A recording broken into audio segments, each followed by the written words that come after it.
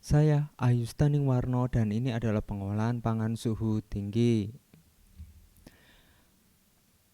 Yang akan dibahas di dalam pembahasan kali ini adalah blansir, pasteurisasi, dan juga sterilisasi. Blansir merupakan perlakuan panas pada produk makanan sebelum pembekuan, pengeringan, pengalengan yang bertujuan untuk aktivasi enzim. Di sini penting untuk proses pembekuan dan juga pengeringan. Juga untuk membebaskan gas yang terjebak di dalam jaringan, meningkatkan suhu jaringan, dan untuk kecukupan panas pada saat pasteurisasi ataupun sterilisasi. Tujuannya antara lain selain itu juga untuk melunakkan jaringan yang kemudian akan memudahkan pengemasan. Kalau misalkan Anda amati di sini sebelum dilakukan proses blansir, apabila ditekuk sedikit saja dia akan patah. Sedangkan setelah dilakukan blansir dia akan lembut sehingga mudah untuk ditekuk. Tujuan lainnya adalah mengurangi jumlah mikroba sehingga proses panas juga tidak terlalu uh, membunuh atau mengurangi nilai-nilai gizi yang lainnya. Kemudian juga menghilangi rasa mentah, memudahkan pemotongan, memudahkan pengupasan dan menghasilkan warna yang diinginkan. Pada proses blansir ini biasanya dilakukan dengan cara memasukkan sayuran ataupun produk yang ingin diblansir pada air mendidih, kemudian dilakukan proses blansir selama 3 menit. Nah, setelah proses blansir ini selesai, langsung produk tersebut didinginkan, biasanya dengan cara diberi es sehingga proses blansir ini atau proses pemasakan akan berhenti dan tidak akan terjadi pemasakan lebih lanjut. Pada proses berikutnya adalah pasteurisasi dan sterilisasi. Ini adalah contoh gambar orang yang cukup terkenal di bidangnya pada zaman dahulu. Dia sudah menggunakan retort yang untuk melakukan proses pasteurisasi dan juga sterilisasi. Siapakah orang ini? Kita akan tahu berikut ini. Nah, orang ini adalah Louis Pasteur. Nah, pada zaman tersebut dia menemukan bahwa pertumbuhan mikroba itu ternyata bertanggung jawab atas kerusakan bahan pangan. Bakteri akan mengkonsumsi alkohol yang kemudian akan memproduksi asam asetat. Di dalam prakteknya, wine akan menjadi vinegar atau senyawanya adalah asam asetat. Dia juga menemukan bahwa bakteri penyebab kerusakan ini dapat dibunuh dengan panas yang tidak dapat menguapkan alkohol. Ini cukup menarik bahwa alkohol itu menguap pada suhu sekitar 55 derajat Celcius atau sedikit lebih tinggi sehingga panas yang diberikan itu tidak terlalu tinggi.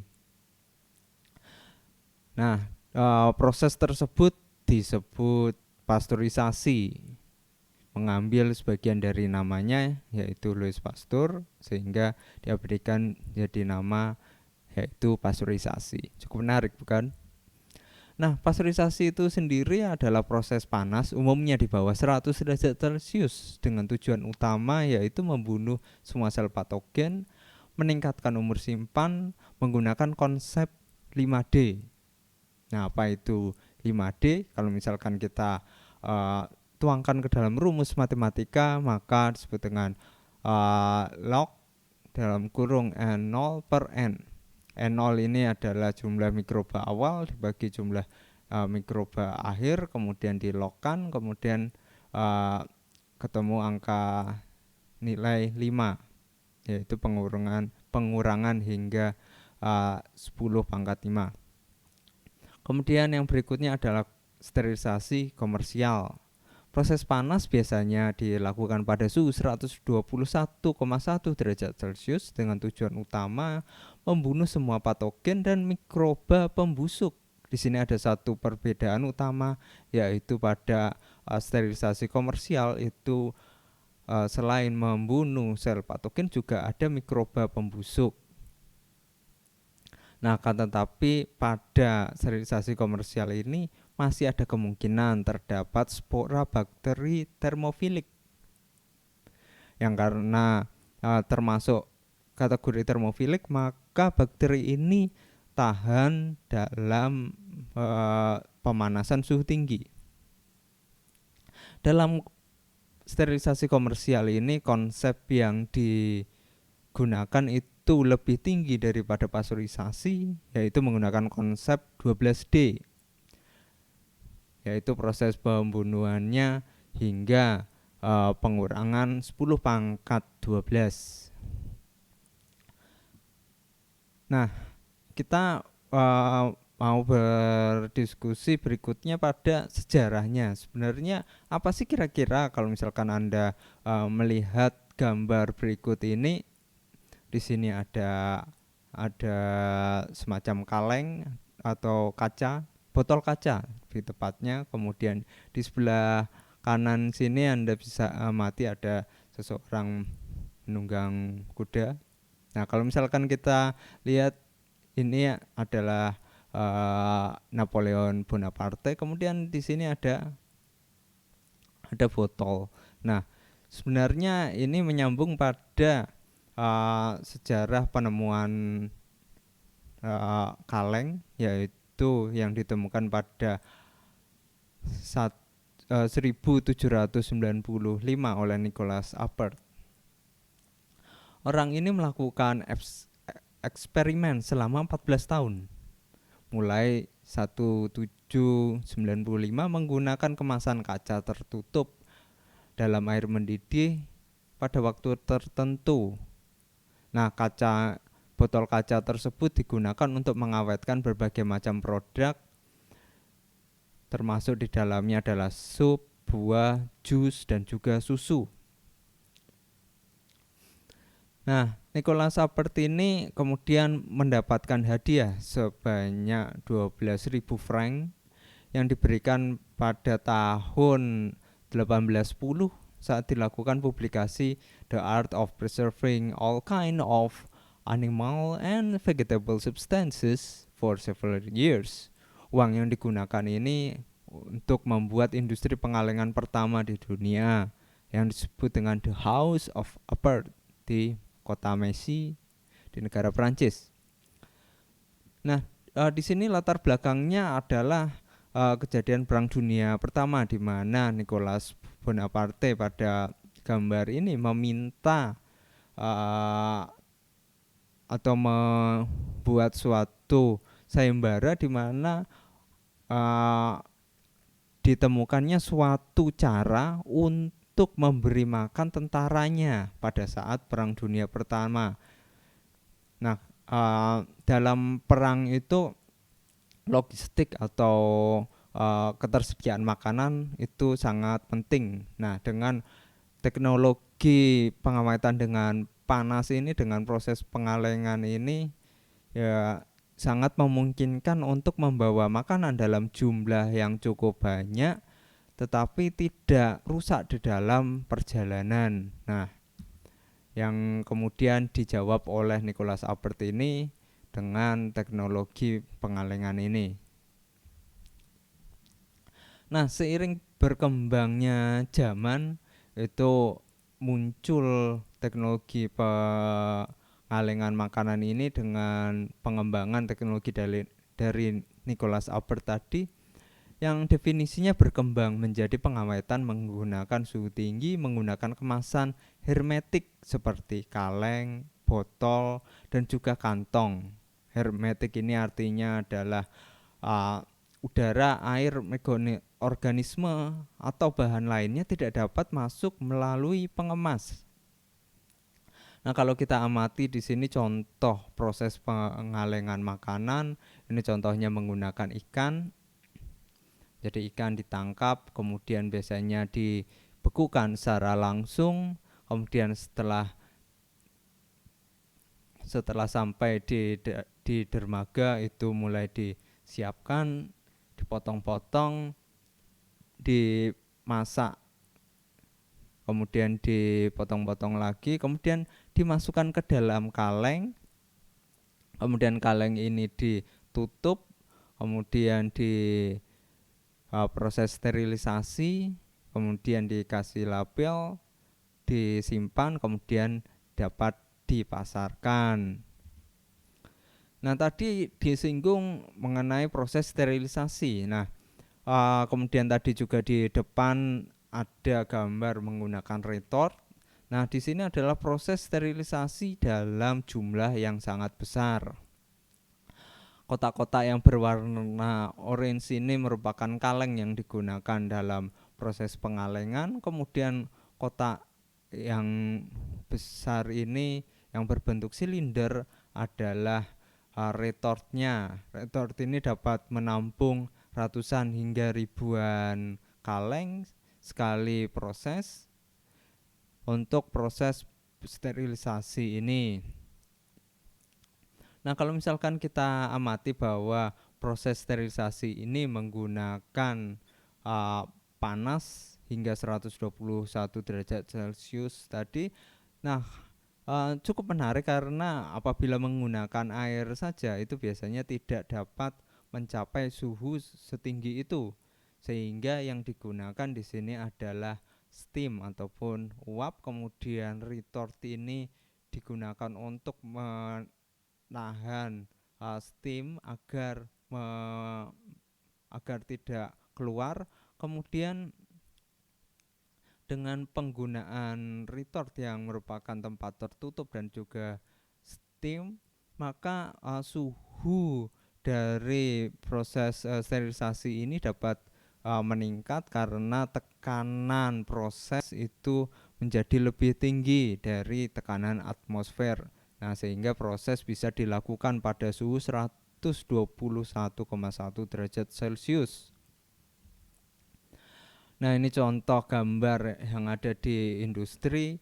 Ini tangki airnya biasanya, kemudian di sini adalah retortnya, kemudian ini bagian depannya, kemudian ini control panelnya. Nah, apabila dihubungkan dengan kondisi dari produk itu sendiri, itu biasanya dibagi menjadi dua, antara makanan dan juga minuman yang memiliki keasaman rendah dan juga keasaman tinggi. Di sini penting karena ada suatu mikroba yaitu Clostridium botulinum yang akan tumbuh dan menghasilkan toksin pada pH 4,6.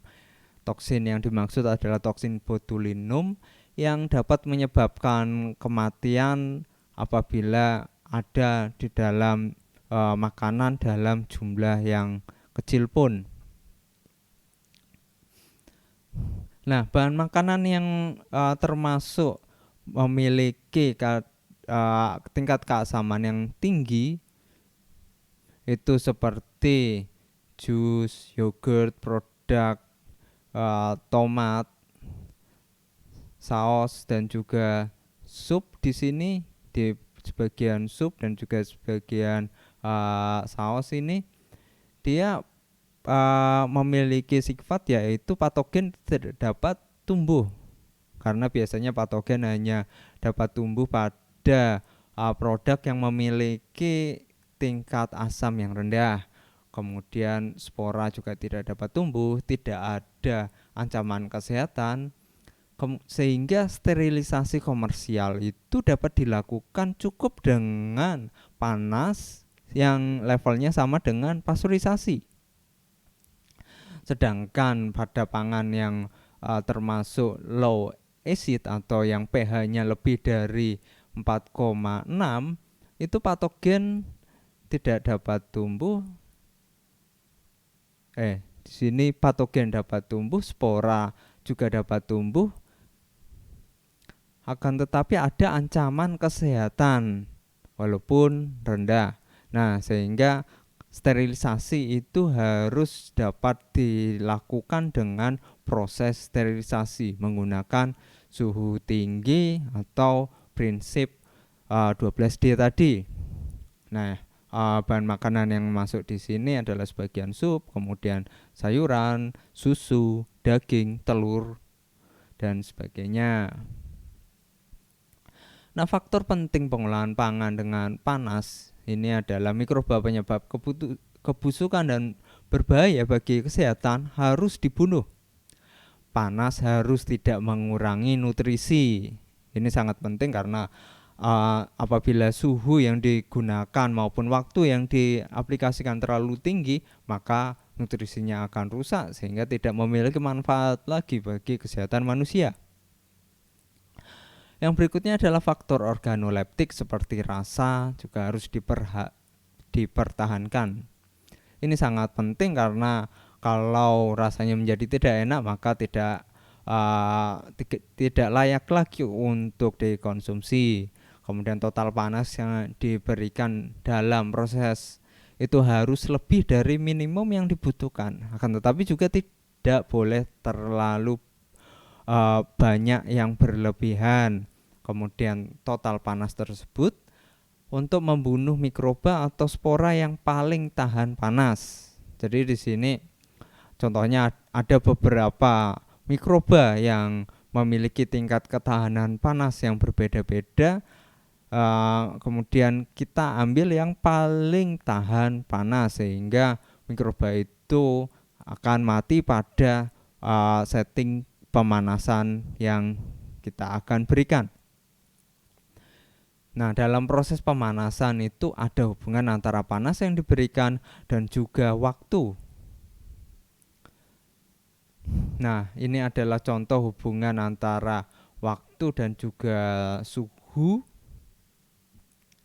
berhubungan dengan berbagai macam kerusakan indikator kualitas pangan. Sebagai contoh di sini kerusakan lipase sebesar 90% itu wilayahnya ada di sini. Kemudian yang paling sensitif ini adalah kerusakan tiamin sebanyak 3%. Kemudian di sini adalah kematian spora mesofilik, sedangkan di sini spora termofilik. Nah, apabila kita amati kurva ini, maka menggunakan prinsip yang tadi disebutkan sebelumnya, maka proses pemanasan harus lebih tinggi dari panas yang dibutuhkan untuk membunuh spora termofilik. Nah, sehingga areanya adalah di kanan garis ini. Nah, akan tetapi juga perlu mempertimbangkan nilai-nilai gizi yang mau dipertahankan. Sebagai contoh di grafik ini yang diinginkan adalah kerusakan tiamin itu harus maksimal 3%. Maka grafik kerusakan tiamin ini di sini, kemudian proses termal yang diberikan harus di bawah kurva ini, di bawah garis ini. Maka biasanya proses panas yang diberikan ada di setting sini. Sebagai contoh, apabila menggunakan suhu 140 derajat Celcius, maka waktu panas yang dibutuhkan itu cukup 4 detik. Sedangkan pada suhu yang lebih tinggi ataupun yang lebih rendah itu mengikuti. Nah, faktor-faktor yang mempengaruhi inaktivasi mikroba dengan panas itu tadi sudah disebutkan, ada pH, waktu dan suhu.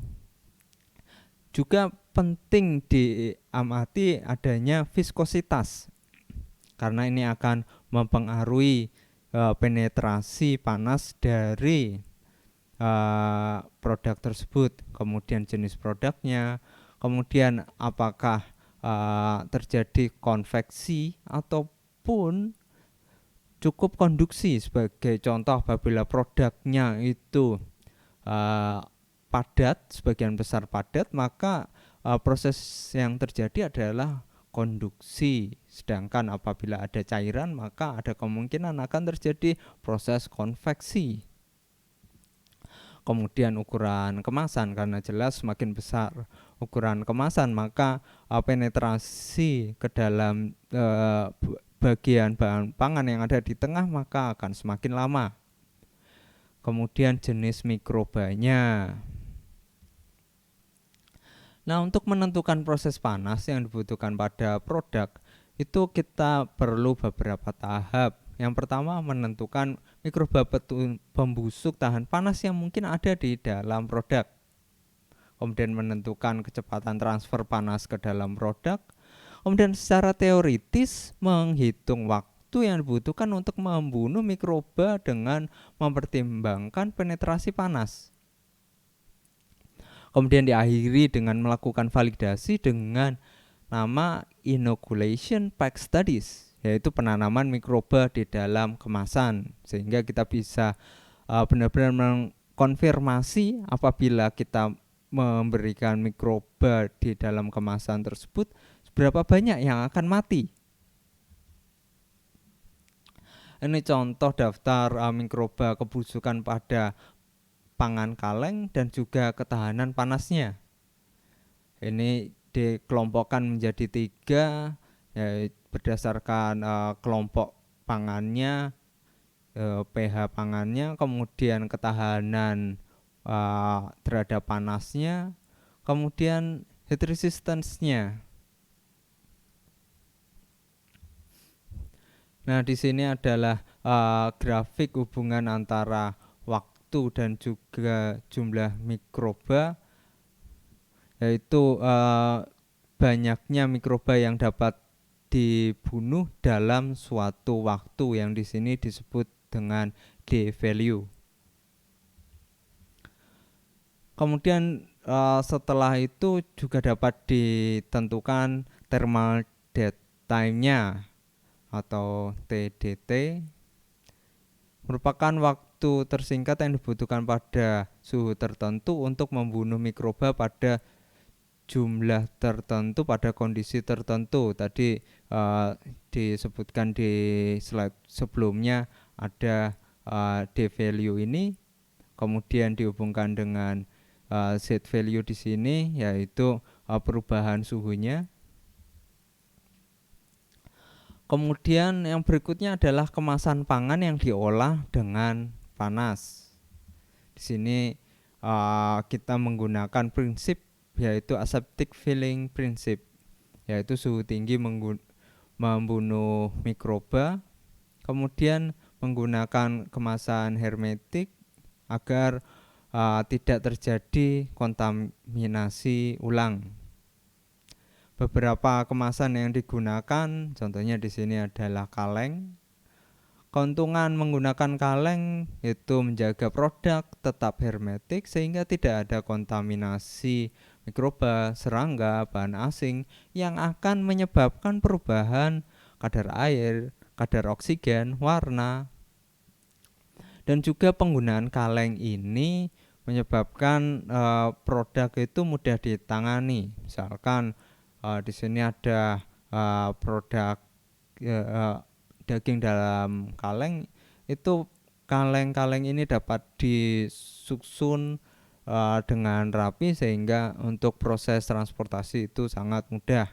Kemudian dengan penggunaan kaleng itu menarik karena dapat diberi berbagai macam informasi, kemudian mudah digunakan. Kemudian produk kemasan lainnya adalah kaca.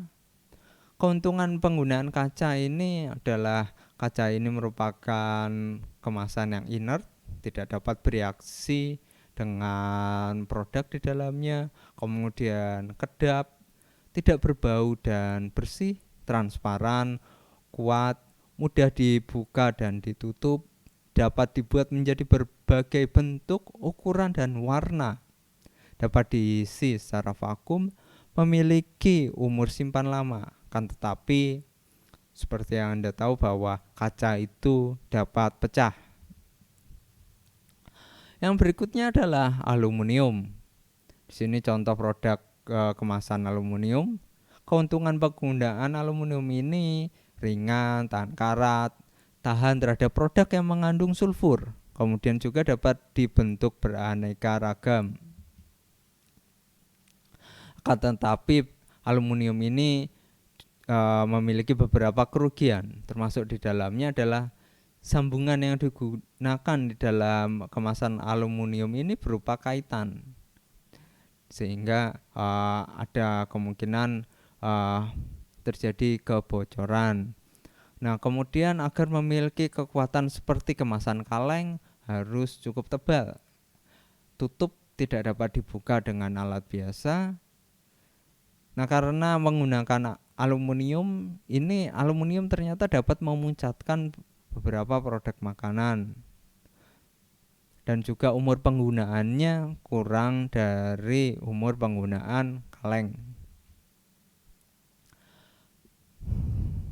Untuk produk selanjutnya yang paling terakhir di sini adalah penggunaan kantong retort. Merupakan bahan fleksibel yang terdiri dari 3 buah lapisan laminasi yang dapat diproses panas seperti kaleng untuk menghasilkan produk-produk yang tahan lama. Bahan-bahan untuk retort pouch ini diharapkan memiliki sifat kuat, mekanisme penutupannya kuat, jadi pada saat dilakukan sealing itu tidak mudah pecah. Kemudian tahan tusukan dan juga tahan panas karena akan dimasukkan ke dalam alat retort ini. Nah, lapisan kantong retort itu biasanya di bagian paling luar ada polyester film yang ukurannya 12 mikrometer, kemudian di bagian tengahnya ada aluminium foil yang fungsinya sebagai barrier utama karena sifat dari aluminium ini adalah hermetik, yaitu tidak dapat ditembus udara, oksigen, CO2, air dan sebagainya. Kemudian di bagian dalamnya ada modified propylen yang tebalnya hingga 76 mikrometer. Nah, kantong retort ini memiliki beberapa keuntungan, antara lain waktu pengolahannya yang lebih singkat, sehingga kualitas produk yang dihasilkan itu menjadi lebih tinggi, warna lebih natural, nutrisi lebih banyak yang bertahan, mudah dibuka dan disajikan, menghemat ruang penyimpanan, relatif murah dibanding kaleng, dan juga sehingga akan mengurangi biaya produksi. Kan tetapi di samping beberapa keuntungan itu juga ada kerugiannya. Nah, produksi kantong retort ini lebih pelan dibandingkan kaleng ataupun gelas. Nah, karena sifat dari kemasan tersebut, kantong retort ini membutuhkan kemasan sekunder sehingga menjadi mudah untuk ditransportasi dan juga untuk didisplay di swalayan. Kemudian sukar untuk dideteksi apabila terjadi kebocoran. Nah, karena karakter dari kemasannya, thermal proses yang dilakukan itu menjadi kompleks. Karena apabila terlalu tinggi suhu ataupun setting panasnya, maka kantong retort ini bisa meletus. Hal ini juga disebabkan karena ketahanan terhadap tekanannya itu lebih rendah dari kaleng maupun gelas. Nah, beberapa makanan dengan retort pouch ini termasuk di dalamnya adalah saus tomat, produk olahan daging, salad kentang, sup, bakso, sukiyaki, dan sebagainya. Nah, terima kasih. Apabila ada pertanyaan, Anda bisa tuliskan di kolom komentar di bawah. Kemudian silahkan like dan subscribe. Terima kasih.